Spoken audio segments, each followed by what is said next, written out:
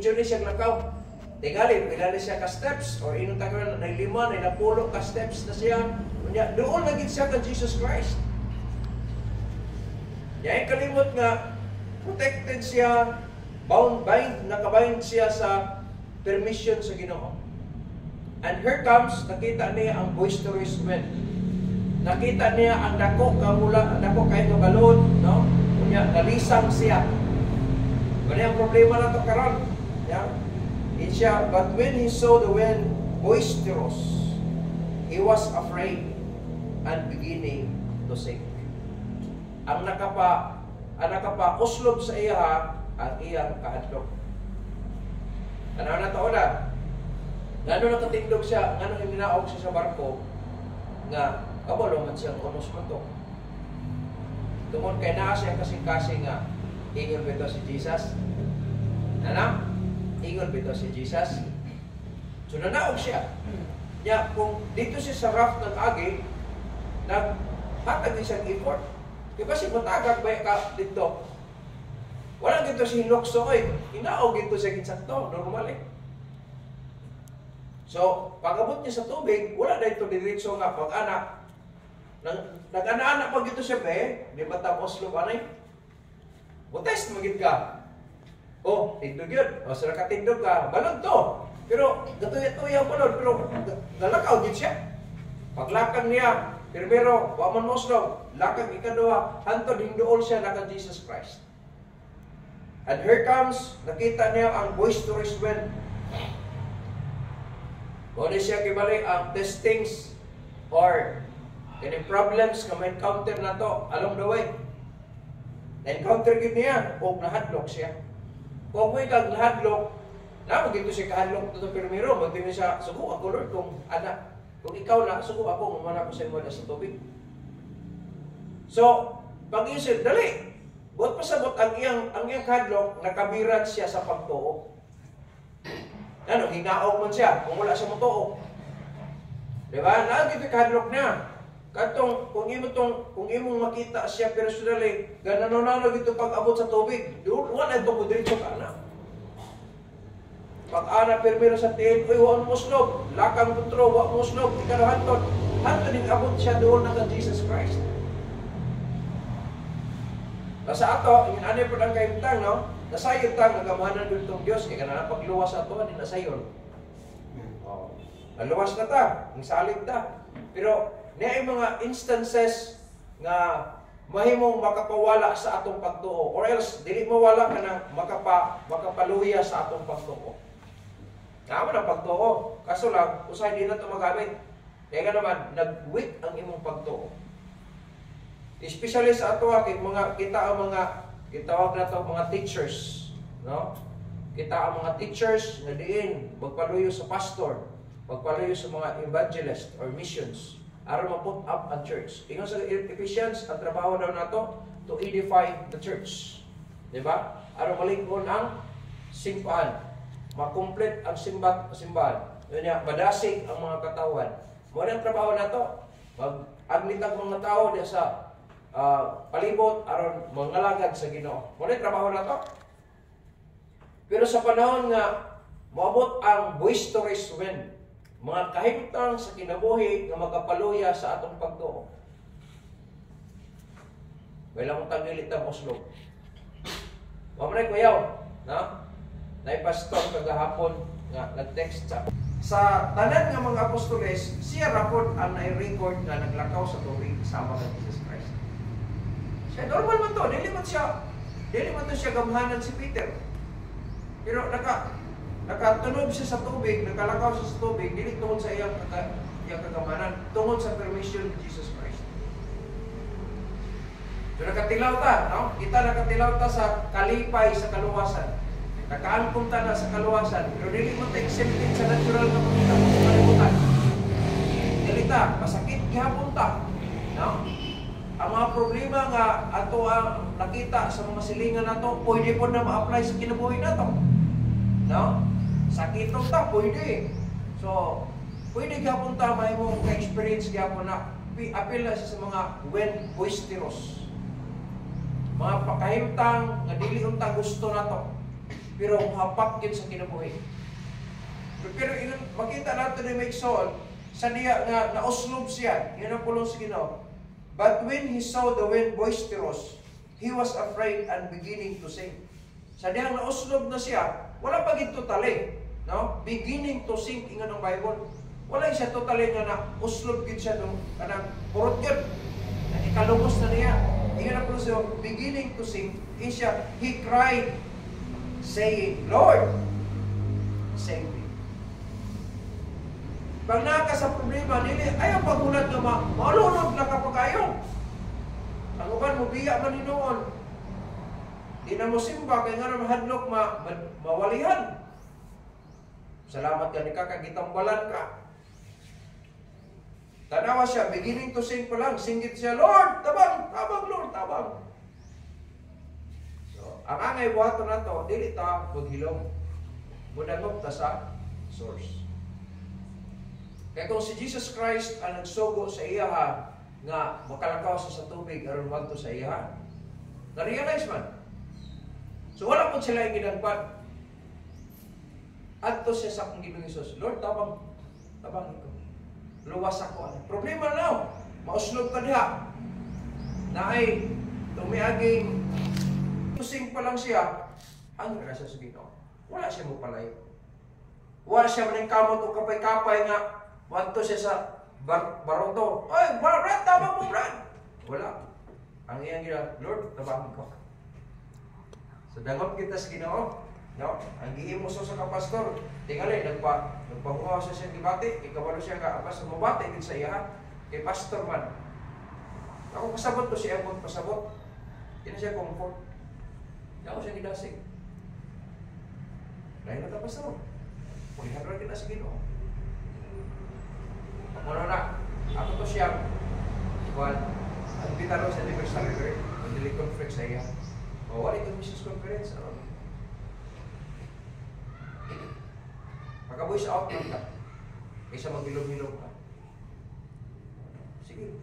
Usan sa, aron makatabang ka sa iya, aron kita niya nga welcome gyapon sa gyapon sa trabaho. Wali ka sa missions conference. Ako siya ni kuan. Makadasig punta. Gawas nga nasigom ta para sa pagpanayon sa panalagan sa Ginoo. Makadasig punta sa atong isig-kayo. Dili man ta kaaway, di man nato sila kaaway. Kauban nato sa trabaho. So, tabangay, no? Tabangay. Kita nga mga teachers diha sa Ginoo. Ingon ang pulong sa Ginoo, na mga problema nga moabot. Pero ingon ang pulong sa Ginoo, sa diha nga nasugod na siya, nakamatikod na nga, oy, imuslog na ko. Tabang na yun, Lord, tabang. Rescue me. No? Ayaw pasagan. Ayaw palayo. Hangyo yun sa Ginoo. Kaya nagin sa Ginoo ang tanan, no? Nasa Ginoo ang tanan. So, yun ang pulong sa Ginoo. And immediately, Jesus stretched forth His hand. So, ayaw mo kalimot. Dili na to siya makita. Pero sigurado yun nga makatabang din siya. Sa diyahing tabang na siya, wala'y layan nga gisulti ni Jesus Christ sa iya. Sa diyahing ibiran niya siya. So, nagtuo ko ani nga, pagbiran niya, wala ko sila sa barko. Nang lakaw, gyapon sila sa tubig, kung yung sabton. Hilakaw ko siya padulong kang Jesus. Sa ito, pahimbiya siya sa barko. Diba? Matasabton. Diyan, kung pila na steps ay ang himo, alisir siya na uslog. So, distansya na to siya sa barko. Sa diyan, gikuha niya si Peter. Naglakaw gito sila. Alang ikaw gusto to ni Jesus Christ. Kada kung tao na ato niya, lakaw nung. Diba? Pagka-aslam yun, isa ka gito gyapon na, balik ko isang tindog gyapon sa tubig. Ako ito sabda na, iyon ang Bible ring. And immediately Jesus stretched forth His hand and caught him, no? And caught him and said unto him. Pagtindog niya, katindog siya balik sa dito.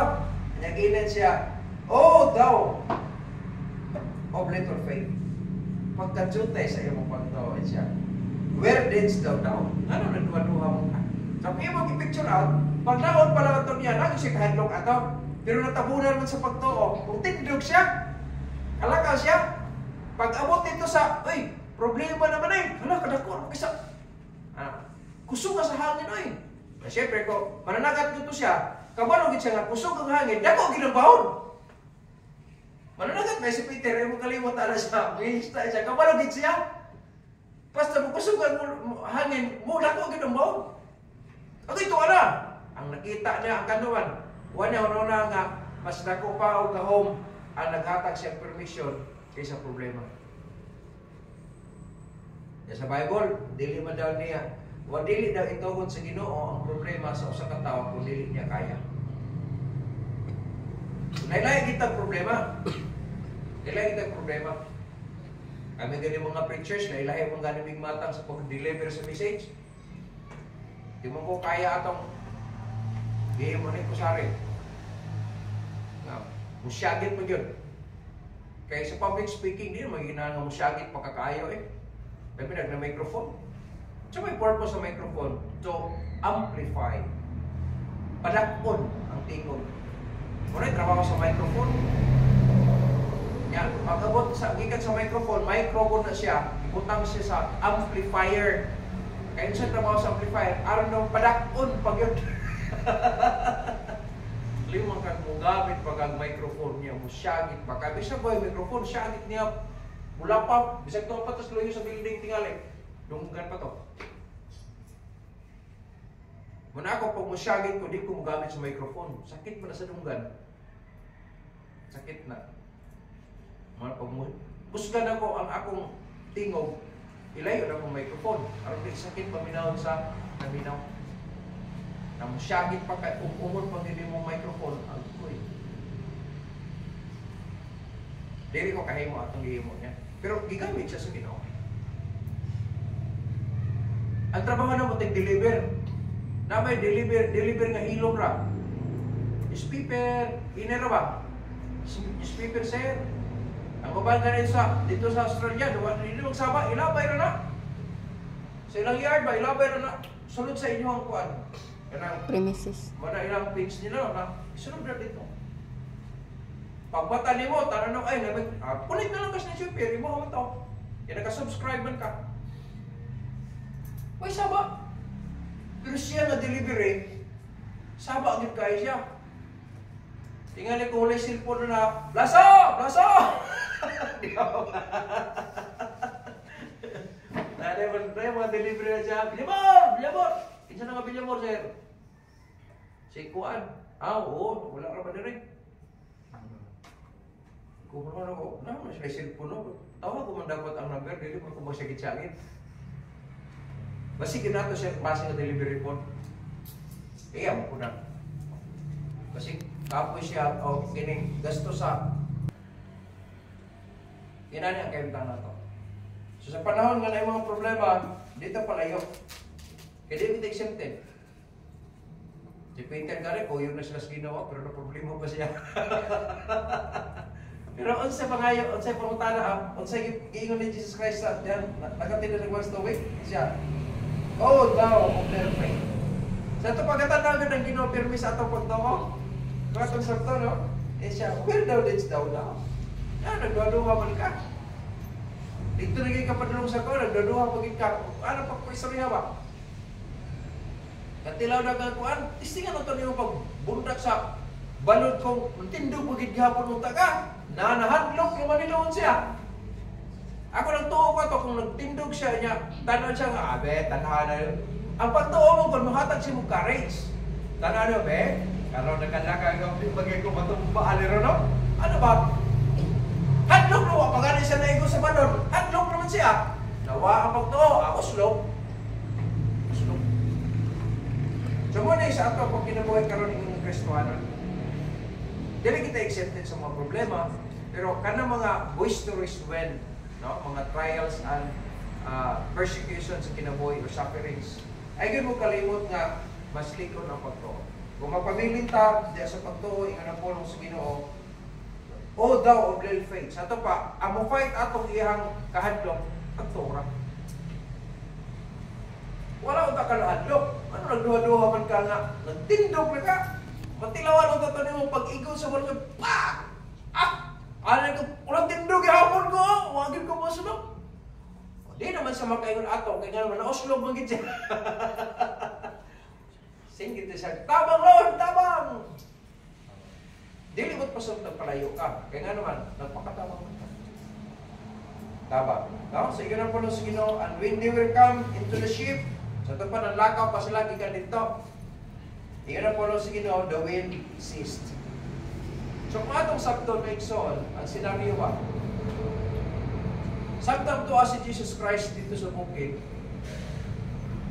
itugot niya nga na ay punos na ilang bagyan. All-knowing good siya. Pero, bisag tuwa sa bukid, kanya, iya mga disciples tuwa sa lawon, protected gihapon to siya. Protected gihapon. Iya gisusito siya ang paglikod sa ilang pagtuo. Kaya amin na Mixon, sa panahon nga, kung ikaw sailor, no? Nakadungong mo sa usa ka ng captain, ship captain. Damot daw sila nga makaagi anak ng mga unos, kung sa kadagpo, o kung sa daw sila delikado. Di hapon sila may mong expert. Muna ko mauli, no? So, siyempre, kaya magamit mo nimo ang imong talent, magamit nimong skills, kung saan mo nimo pag-fight na maka-survive yun mo. Sa ato pa sa mga trials sa kinabuhi, pagpanday na sa atong pagtuo, aron mamalikon pagitag sa mo. Naghagip ito sa Ginoo, Lord, patubo ang pagtuo. Yung pag naanak sa process, masuko na dahil tayo noon, ingon na ang Ginoo, tapa mo na, listen mo na, dili, process na igahapon na siya. Kaya ang mga ship captain, o ang kini mga pilot, sumala sa kung na yung mga turbulence kung maagyan daw nila, diha daw nila mobile kung unsa ka expert ng pilot. Unsaon nila labi na kung wala sila kabalaw kung sa ka-tech ba. Kaya ang thickness na magiging po thickness of turbulence na iyapon. Kung ang kabag-on kibalay sa kuan, kining kusog sa hangin niya, si mabaw na. Di na nabaluan kung unsa. So, samtang pagsulod nimo sa turbulence, sulod ka diha na. Wala ka kabalo, pila ka oras ang duration. So ang imong trabaho, unsa daw mo ma-maintain ang imong ang tube, no? Kanang imong airplane, nga digid siya unsa. Nga makagawas siya nga normal gyud gihapon. Diha na magamit daw ang expertise, diha na magamit mo kung unsa ang skill nga imong ma-develop as a pilot. Kuyo din, pwede sa'yo pwede mag-drive lang, walang sakyan lang, mag-drive lang na hindi oy. Kaya na ada mga panahon nga, ilang giagian na mga kalagitaw ng turbulence. Mukalitag mo rin ang sakyan na to. Ako nakasakay ng aeroplano. So, diri lang ka sa pastor. So diha, kita ng mga teachers, ingan ang pulong sa Ginoo, magpabilita, dagom sa Ginoo sa kanunay. Kaya sa diha, matapos na ang tanan. Nag-abot sila sa daga sa kinikitawag og ship, no? And when they were come into the ship, the wind ceased. Kung imong analyze, gikan dito sa pagka-uslog ni Peter, wala gito pugusan ni Jesus. Oy, sagot sana ko pag-study, sa dihang gibiran niya kay mo, na-uslog naman siya. Siya, ano nagduwa-duwa magawag ito or sa wag ito kugusan ni Jesus Christ at Israel siya atos nalakaw gid sila padulong sa badway ship. Siya unsa walay mga possibilities nga saman gigunitan ni gisawilik ni sa bangka wala. Saka kita na. Ano do mag-asa pagtuon nimo. Kana gito. Ug sa ato pag inato uslog man ka, uslog duha man ka. Kalakaw ng layo na kayo mulakaw niya. Waming on si Peter na nga, wala Lord, wala matubog si Peter na, pero kung yung sabton ba? Magsaka niya, yata siya, protect siya, nakalakaw siya. Lord, ay, magdudo ka.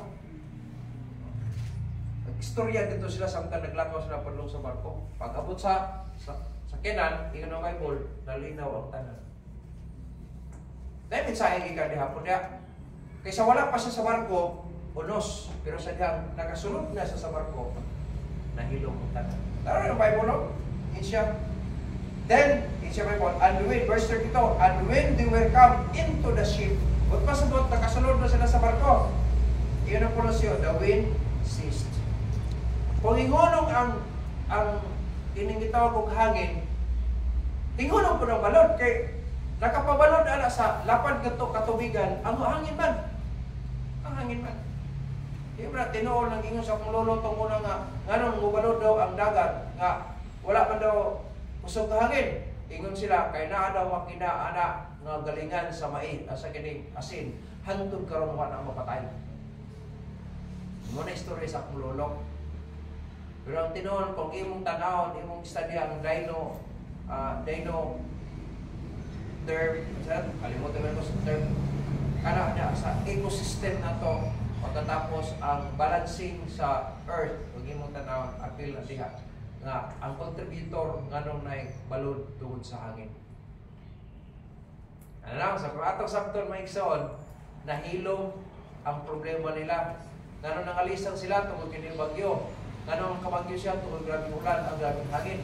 Pero sa diyang nagsunod na sila sa barko, yun ang Bible, nahilo, nahunog ang hangin. So, bot pa sa bot, wala na unos. So, ang solusyon, ang bot pa sa bot niya, pag nasa Jesus Christ, masuluban yun ang tanan. So, dili na mo palayo. Kung natin mga problema, may mga balantian, dili na siya may reason aron mo palayo ito sa Ginoo. Pinagduman na ito nga si Peter sa diyang beginning to sing, ingay mo niya, Lord, save me. Damot din siya sa Ginoo. Kaya kung himpalayo ito siya, usnog, inabinom itong tubig. Burot ang tiyan na ito manugay. Pero kay hangyo man siya sa Ginoo. Iluwas siya, niya, nagtuo ko sa distance nila, padulong sa barko, gawas ato, gikan dito, nag-experience man siya na naglakaw sa tubig. Pagka-usog niya, diha, mo pa ito kalayo po ng iyang experience, pabalik na ito sa barko. Sa kung atong sabton may igsoon, ang nawala sa imuha, pwede tulipan sa Diyos. No? Ang mga kasakit nga imuhan, pwede na siya upayon sa Ginoo o balikan siya kalipay. Ang pinaka-importante, ang barunta, diyakin sa Ginoo. Dito ang palayo, kaya mo ni ang gusto sa Ginoo, no? Ang atong pagtuo, nga, mula mo, dili ko magduha-duha ta. Dili magpasabot nga kung uslog si Peter nawala nang daw sa Ginoo, dili tungod kay wala na niya gi-maintain, no? Uslog siya. Pero tanawa sa diha ibalik sa Ginoo, gi-install. Tanawa. Namakta sila pag gusto. Wala giingon sa Bible na, pero kung imong sabton sa study, ano na to na, pagbira ni Jesus Christ kang Peter, yan, gibira gito siya kaya. Uslog God. Di pataas niya. Sabi mo na, gikogos ni Jesus Christ. Edong, sa mga nga, tulong. Baktas na sa barko. Di ko tingali ka na, ay, takong tao naman to. Duha-duha man ka. Kung sa ato ba, duha-duha man ka, so naglagaw na ka. Panahon ako ito mga-prove ka nga, bundakan ka kusog nga balon niya, lingkon ka po daw, agapon. Mana usahay, di man ka kabarog sa kusog ka, malog ka na. Malunod man ka. Lord, tabali ko. Sa nagkatabang siya, ang kalayon sa akong study, ang kalayon sa iyang nalakwan gikan sa barko pandong ng Jesus Christ, hantod na uslob siya, mukot to kalayon ang iyang balikan nito pandong sa barko.